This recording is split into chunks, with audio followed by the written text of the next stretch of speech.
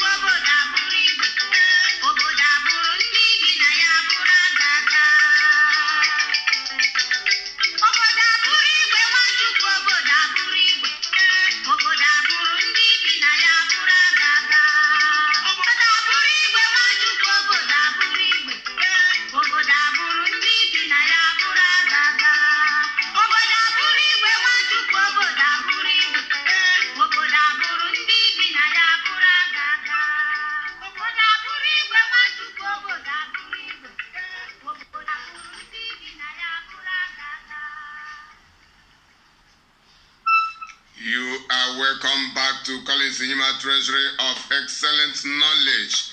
Still today, Wednesday, the 8th of September 2021, I am your servant evangelist Collins Inyima, greeting you on my personal behalf from my base, and greeting you also on the behalf of the Lord, the Messiah, the Redeemer, the Savior, and the Messiah, and the owner of the universe, Jesus the Christ. And I say to you, good afternoon from my base, as the time here is 2:19 p.m., 90 minutes after 2 p.m. So may God bless you for coming. I am about to hit on that topic, as you can see on the screen, the part 4 of No More Nigerian Elections in Biafra Land.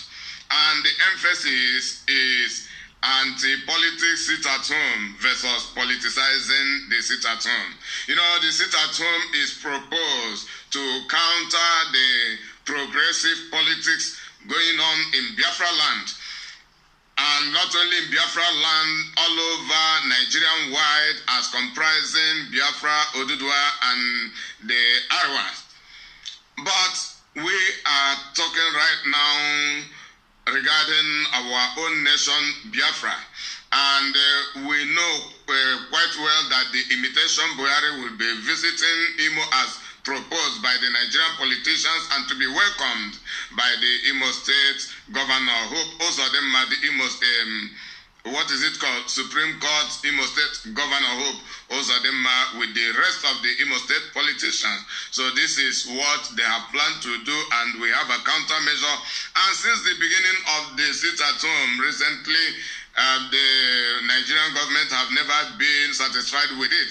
Even our own politicians beginning to kick against it, as we know that even Devon Maye and the rest of the Biafran politicians, they complain that it is a means of economic setback in Biafra land when they have been contributing nothing to the economy of the people.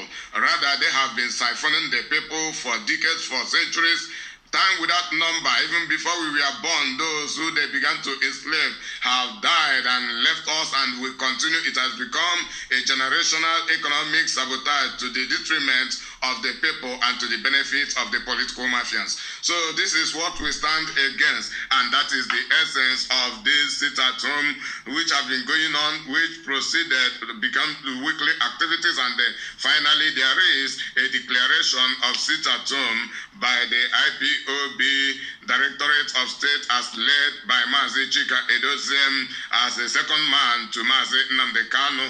So it is declared and it must be accomplished because it is very necessary. It is very, very necessary. And from this program, I want to remind us, it is a reminder because it is a popular video.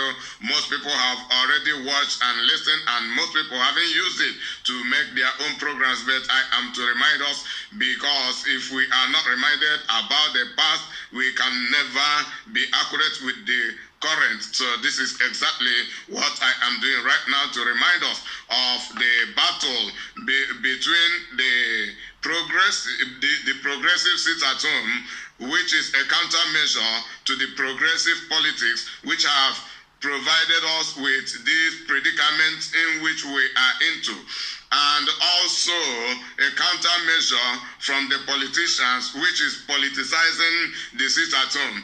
They want to politicize the sit-at-home because the sitting at home is against them. It is a blockade, a big blockade, and a big blow to the politicians, and most especially it has conveyed to the world that the Biafran people rule themselves and not actually the so-called political traditional rulers and the corrupt religious leaders that rule the people, but rather they were imposed on the people, and the people have decided to liberate themselves from all those nonsensical captivity. So they are ashamed of it, and rather than to applaud the people and to accept defeat, they begin to have countermeasures because they hold political power, because they hold religious power, because they hold traditional rulership power. That is the reason they begin to engage into propaganda, and the champion of that propaganda is Governor Dave Umahi of Ebonyi State. So, and I want to remind our people the ulterior motives in details why he had begun to counter this sit-at-home, and so that the people will not be for any reason believe it is for the benefit of the people. We know that the sit-at-home, which began recently between the month of early August till the end of August, even until this day before yesterday, being 6th of this September 2021, was specifically about the rendition of Mazi Nnamdi Kanu and his incarceration. But this time around, they have begun to talk about the elections. You know, some people may be distracted and deceived and confused to believe that the election has anything beneficial to offer to us, or they will believe that the politicians actually have their interests at heart, or have the interests all of us at heart via this election. So I want to remind us that it is not true. It is a lie.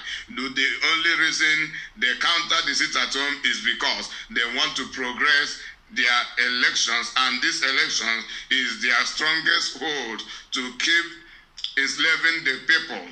So we should be stupid to allow any election to hold or to campaign for any politicians. And I want to debunk all of the lies, tricks, and deceptions from those videos. May God bless you for coming. So I will engage into those videos because it will be long videos. So I want to engage into it, and with the analysis following the videos,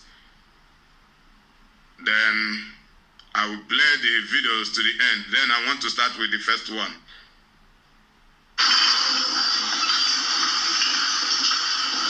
Receiving an audience, the governor of Ebonyi State, Engineer Dave Umahi, the President Muhammadu Buhari is again commended by the Southeast for the ongoing second Niger Bridge. The The 2023 elections has fast become a major talking point by politicians and the citizenry alike, but the Ebonyi State Governor thinks otherwise. According to him, such a topic should not emerge at this time. People that are in those political parties are making their efforts in selling the need for Southeast to produce the next president. But I think both the governors and Mr. President should not be distracted. When elections are done and won, it should be governance. But in this country, the moment election is completed, the next one starts. It's the masses that are being cheated. I continue to say that our rests in the hands of God, and God will also give us the next president who has good hearts, like President Buhari, for the good of this country. We need God's own anointing, our anointed president, for the interests and unity of this country. Residents' continued adherence to the sit-at-home order by the indigenous people of Biafra, in spite of assurances by state governments, also whips up concerns over the potential effects to the economy of the Southeast. Some people in Southeast are afraid of coming out. Even if yourself go now to the street and say that, or you hold, AK-47, you will see everybody will desert the street. And this is the reason why it appears that in some states, there is a compliance of sit at home, even though, like you said, IPOB has said, it's suspended. But it's the worst thing that will happen to Southeast people because it will destroy the economy of Southeast. And just like 4 years ago, the President Muhammadu Buhari will revisit Ebonyi State this time around to commission over 20 projects this year. Now, beyond the infrastructural successes, there's the nagging question of security, and this is in spite of the little gains by the region security outfit Ibibo Agu. Now, how far will the federal government help in addressing this issue is a big question. From the presidential villa, Gloria Umezuke, Channels Television News. The Nigerian politics and Nigerian elections have been destroying the economy of the Southeast for many decades, and they have not complained about it because they are the beneficiaries from that slavery called Nigerian politics and Nigerian electioneering. But this time around that people have begun to wake up, and it has to do to stop them from this enslavement in the guise of politics and electioneering. You see them rising up to speak, and you see him commending Buhari, the imitation Buhari, which all of us know to be an impostor, as a man of a good heart. That is, hear your own politician commending Buhari, because if he fails to do so, he will not win any election again. Then they will throw him off balance and he will lose his political career. That is the reason he will always commend him, even though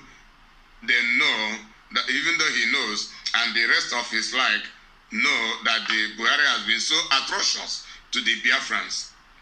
But he has to commend him because his political interest must be protected. And so that is what we are talking about, and commending him for developing the Southeast in different dimensions. Where are those developments? It tell you the second Niger, and so what? What does that mean? Is it what we need? We need our self-determination for us to rule ourselves.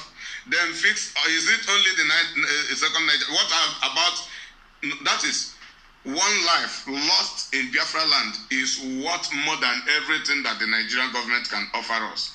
But Nigerian government has not offered us up to 1% of what, rather they have been stealing from us. We are below percentage. We are below in that is a measure with percentage. We have not begun to talk about reaching to 1%. So because we are losing everything Everything the Nigerian government have is from the Biafra land.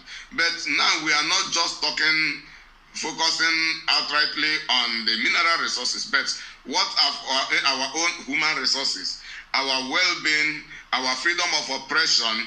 They have seized our freedom of development. That is the reason our land is not developed. They cannot develop it, and they cannot permit us either to develop ourselves. That is what we are talking about. And it is because of Nigerian politics and Nigerian electioneering, which many people do not understand.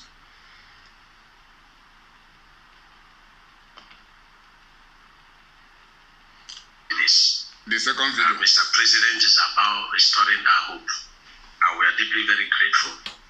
But I also reminded Mr. President that one of his cardinal objectives is to integrate in Southeast all the state capitals.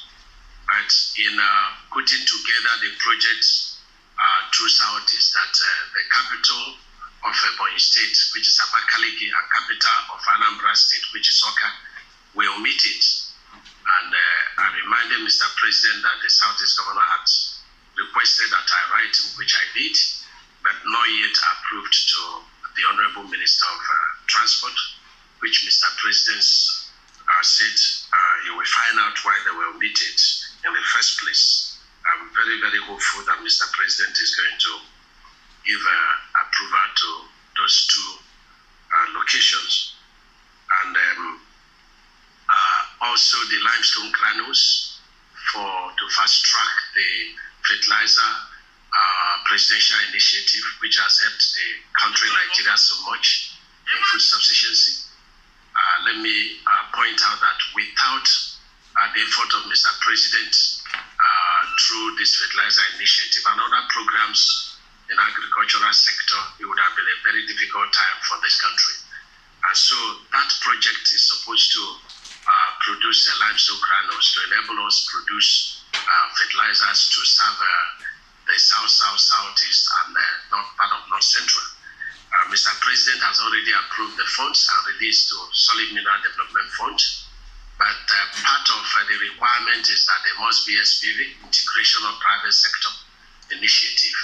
And we have applied to Mr. President for approval through the Chief of Staff. So we had to remind Mr. President. Lastly, 4 years back, Mr. President was in Ebonyi State about November to commission a number of projects and lay foundation stone to others. I reminded Mr. President that we're expecting him 4 years later, which will be in November, for him to come to Ebonyi State. The last time he spent one night, but we are asking him to spend 3 nights. We have over 20 different projects, the ones we consider that are good enough for Mr. President to commission. We have completed the Muhammad Buhari Light Tunnel Bridge Complex, the first of its kind in Africa for Mr. President to commission. We have gotten to the stage of completing the best King David University of Medical Sciences, the best in Africa. We have completed the largest mall, the most beautiful mall you can see anywhere in West Africa. We have completed additional 6 twin flyover bridges, well decorated and beautiful. We want Mr. President to commission it. We want Mr. President to commission the St. Margaret International Market, the largest market in West Africa. We want Mr. President to commission it. We built very mighty building, which we call the medical school for the Kweme Federal University, completed. We want Mr. President to commission it. We have over 200 kilometers of concrete roads in Ebonyi State, some of them federal roads, some concrete roads. And these are the major ones, want Mr. President to commission it. But we have over 1,000 kilometers of road completed since my first tenure. We want the President to commission that. And of course, the list can be exhausted here. Even the 3 agri-industrial clusters are ready for Mr. President to commission. We also have a number of ongoing projects. Most of them will terminate at the end of the 2021, like the international airport, which Mr. President 2 years ago gave approval. Now we are the first in the whole Nigeria to build an international airport runway with concrete.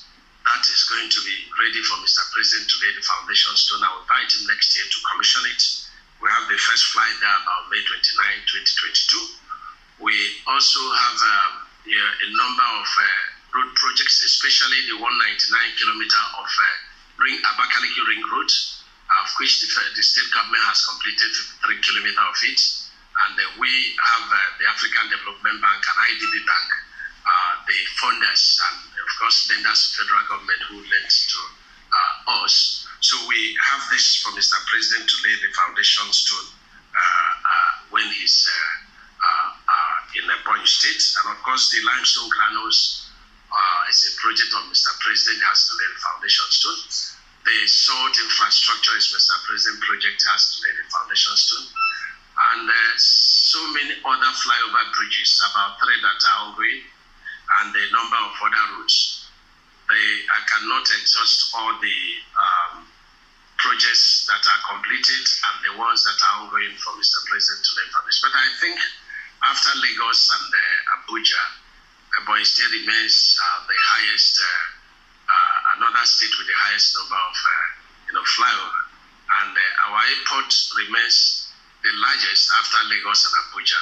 And so this is why we came. And I want us to understand some factors here. The Ebonyi State remains the 3rd largest after Lagos and Abuja. That is not what we are talking about. Being largest and being approved to be international airport is not the issue. The reason he is talking on this is for the people, to convince the people to see reasons to participate in the elections. But the ulterior motives behind all this thing is this. They would have built this international airport all this while and completed it and approved it. But the reason for the delay is a reason for campaign. It is a reason for campaign. It can be approved in that 2022 and the people will consider it to participate in election. After 2023, then the license will be withdrawn from them. It's the same thing that happened to Enugu Airport, which was once approved to be international airport, was closed. The same thing will also happen to it. In other ways, even if they permit it to remain international airport, it will be hijacked by the Fulanis. And all of the above-mentioned development going on in Ebonyi State is not actually for the primary benefits of the Ebonyi indigenes. Rather, it is an adventure between the Muslims of Ebonyi State and the other Muslims, both in Nigeria and other places, between Devumahe and the Chinese, between him and the Fulanis. The Fulanis have greater opportunity in Ebonyi State than the Ebonyi State indigenes. You know, when this development began, people began to celebrate it. And some of the Ebonyi State indigenes also celebrate it, and most especially some IPOB members from Ebonyi State celebrating it. But I let them know that all this development is not actually for the benefit of the Biafrans. It is not actually for the benefit of the Biafrans. It is true we need development, but we must realize the kind of development we need. Because this development is going on and the massacring is going on at the same time in Ebonyi State. Who funded the development? You realize that most of this development is funded via a Bank of Islam or Islamic Bank. I don't know how they perfectly call it. It is about Islamization. So people should realize. Don't forget that Devumai is a Muslim and his loyalty belongs to the Muslim community and not actually to the Biafrans. And he will never for any reason support Biafra. And the continuation of Nigeria is the continuation of importing Fulani terrorists into Ebonyi State. And from the Ebonyi State, they will spread wide across Biafra and keep on committing mayhem every now and then from every corner. So this is what we must realize. And as you see him speak, he is talking, directing the attention of the people to see the development, to concentrate on the development, while he will never talk about all of the killings, all of the atrocities, all of the massacring, all of the raping, destroying of people's farms and people's properties in Ebonyi State and the rest of Biafra land. Dave Umahi will never talk about it in this program. And the likes of him will never talk about it.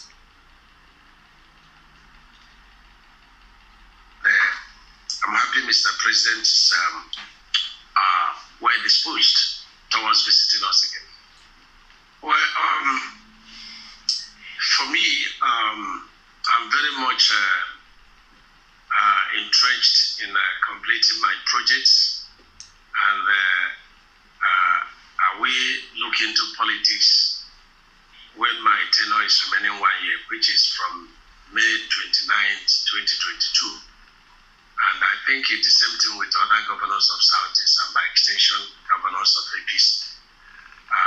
My position about Koreax is that people that are in those political parties are making their efforts in selling the need for Southeast to produce the next president. But I think both the governors and Mr. President should not be distracted.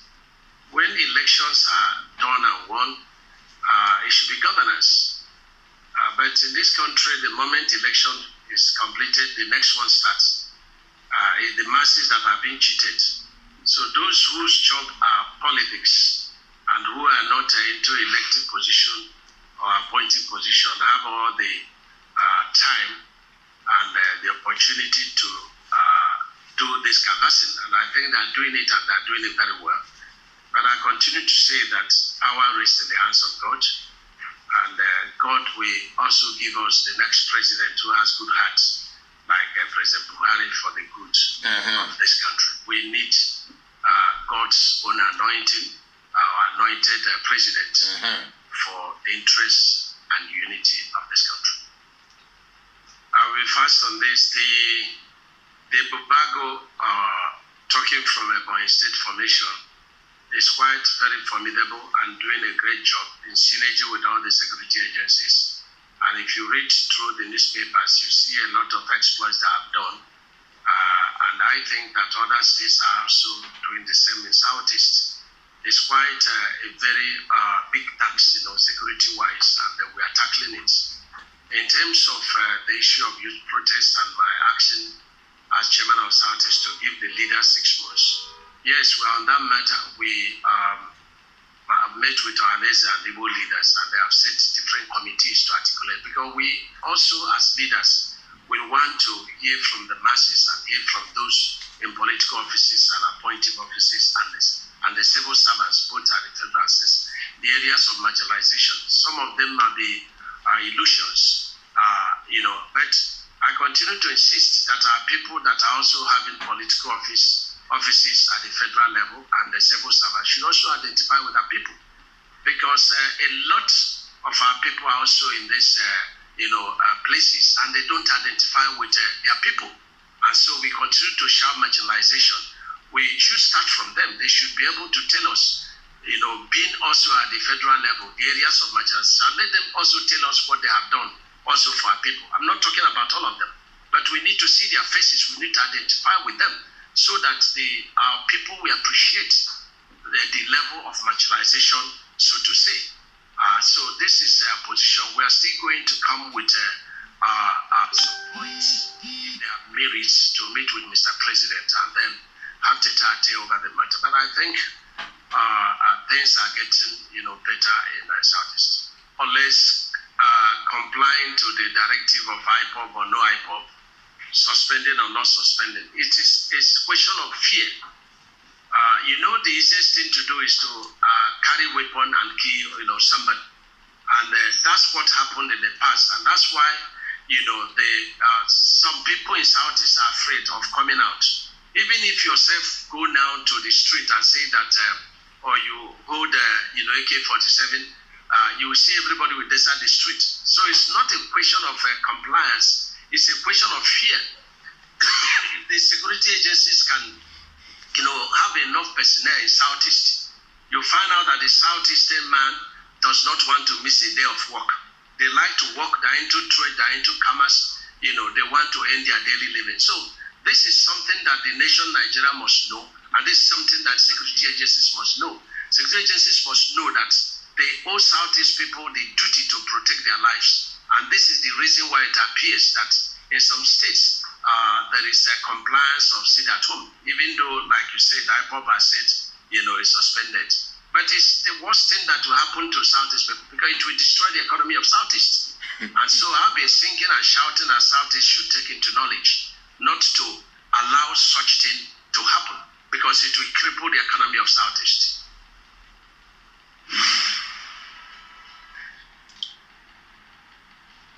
So we hear him talking about Ebubago, which they formed as an alternative to ESN. And because the ESN is formed to resist the Fulani terrorists and to sack them from all of our forests.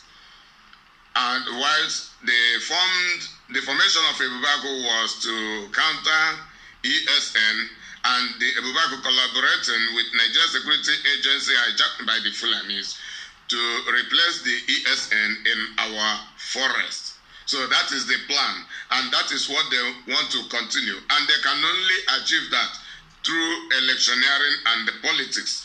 That is the reason they do everything to convince our people to continue campaigning for election, voting, and when they get into the office, they will continue with the same agenda.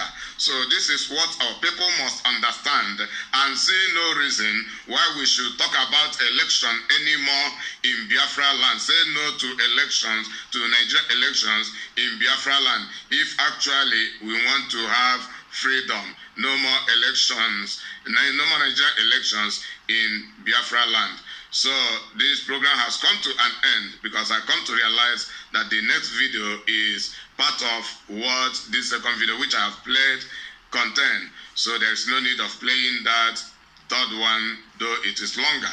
But the main content have been in this very one. So I am here saying to you, bye for now until I come your way. Once again, I remain your servant evangelist Collins Inyima Omepeni. You are highly welcome. Until we meet again, God bless you.